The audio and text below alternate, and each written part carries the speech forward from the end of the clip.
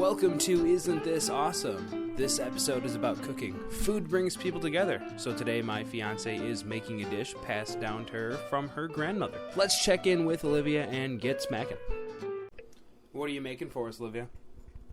Today we're gonna make my Grandma Rita's peanut butter pie that she had made for my dad and my uncles when they were younger. Ooh. Tell me about what you're doing right now. Okay, so right now I'm getting the graham cracker crust ready.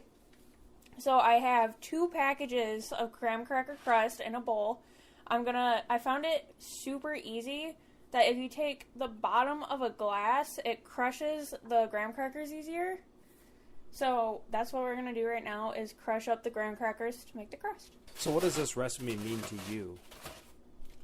It's kind of meaningful because I remember my Grandma Rita, she had passed when I was younger, and this recipe got lost. Like, all her recipes got lost. We couldn't find them anywhere. We didn't know what happened to them. And then when my great-grandma passed away last year, I was going through her recipes and found all of my Grandma Rita's recipes in one of her boxes. Mm-hmm. And I found this recipe and I told my dad about it, and he's like, she used to make that pie all the time when I was a kid. I loved it. Haven't had it since she passed away, and he's like, I can taste it now. And then automatically I'm like, okay, I'm making it. Okay. So obviously we are engaged. So I know that you went to culinary school already, but the listener will not know that you went to culinary school. So tell us about culinary school. Well, I always wanted to cook. Always have, always will. I went to culinary school. I started in 2017 and been going since. I'll be done at the end of this semester, so pretty happy with that. I will be getting 2 degrees, one associate's in culinary arts, the other associate's in food service management, so that's pretty cool. Not a lot of people really decide to take on doing that, so it's pretty nice that my chefs at school pushed me enough to do 2 degrees and get them done. So now we're gonna now that we got our butter melted, we got the half a cup of sugar in with the 2 packages of graham crackers. Now we're just gonna add in the butter.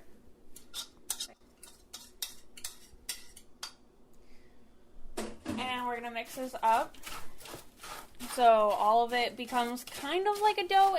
Of course it's not going to be a dough because you got the graham cracker chunks. You got, the sugar is going to make a little bit of chunks, but like a graham cracker crust dough, you know what I mean? So, gonna mix that up till all of it is like combined.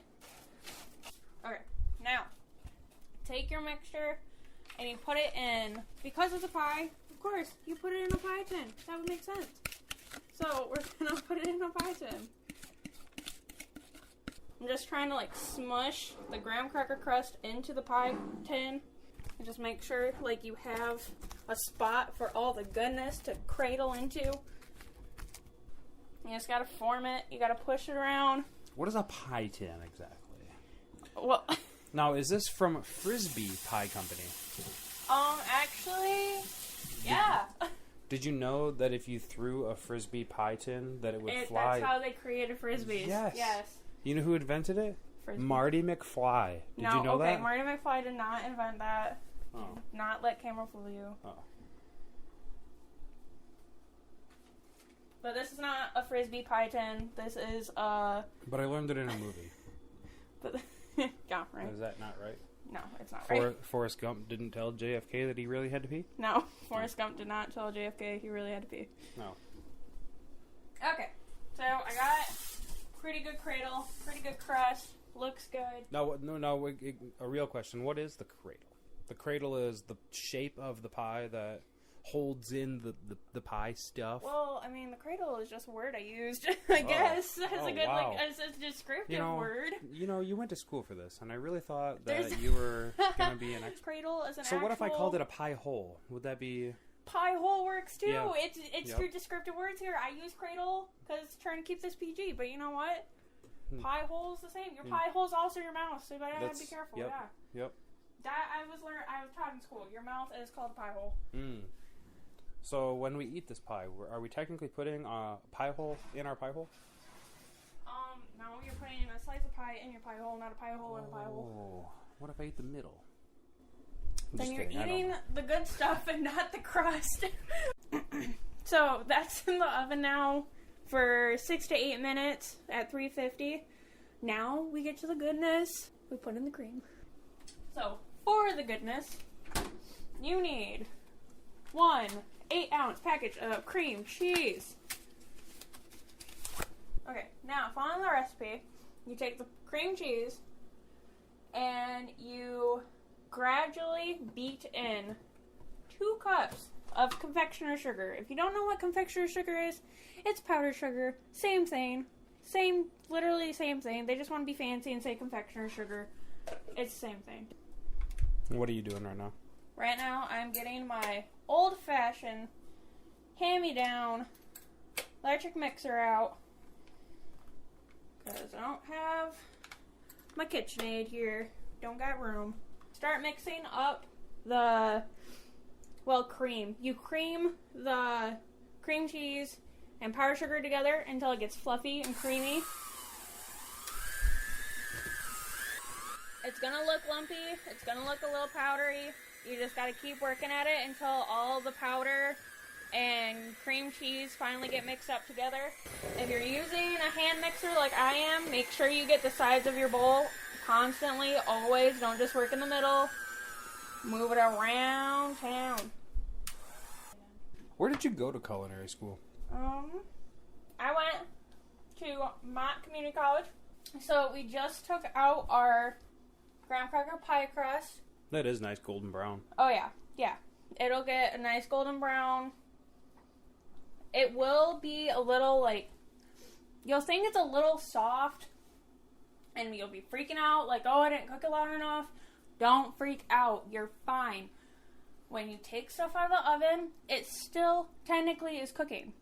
Because if you leave it on that pan, and of course you gotta leave it in the pie tin, when you leave stuff in the pan or on a pie tin or whatever you're cooking with or baking with, there's a time of cookover. So, you know when your grandma always took out those cookies and they were gooey in the middle, and then all of a sudden the gooey went away and then they're cooked just perfectly? That was because she took it out, let them sit on that cookie sheet, let it cook for another few minutes, and then it comes out perfect. That's what's going on here. So you take it out, it might seem gooey, but as it cools, it stiffens up. Yeah, exactly. Stiffens up.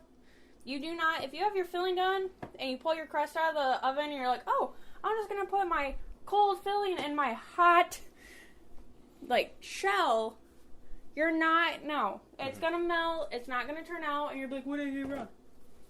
And then you'll be calling me and I'll be like, well, did you let it cool? So what's in your filling right now? Okay, so far we have the cream cheese and the powdered sugar. We mixed it up, got it nice, light, and fluffy.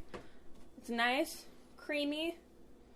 Next, we add a half a cup of peanut butter. And you have to get 1 package of Dream Whip. You can find it in the Jell-O section at any store. So you just make the package as according to, so that's what we're going to do right now. We're going to make the Dream Whip as specified on the box. You take the package of Dream Whip, a half a cup of cold milk, and a half a teaspoon of vanilla. And you can use any kind of milk. You don't have to go out and buy, if you have almond milk, that's what Cameron and I drink. If you like the almond milk, use almond milk. It will turn out the same. It's pretty versatile. Okay, now I got my almond milk, or regular milk, I should say, into the bowl.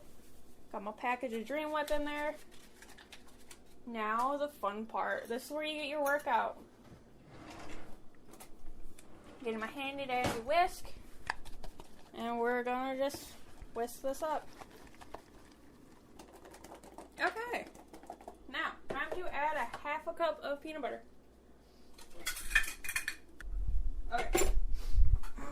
Now, to the cream cheese and powdered sugar mixture, you add the half a cup of peanut butter. But now I have the drain whip mixture in with the cream cheese and powdered sugar mixture.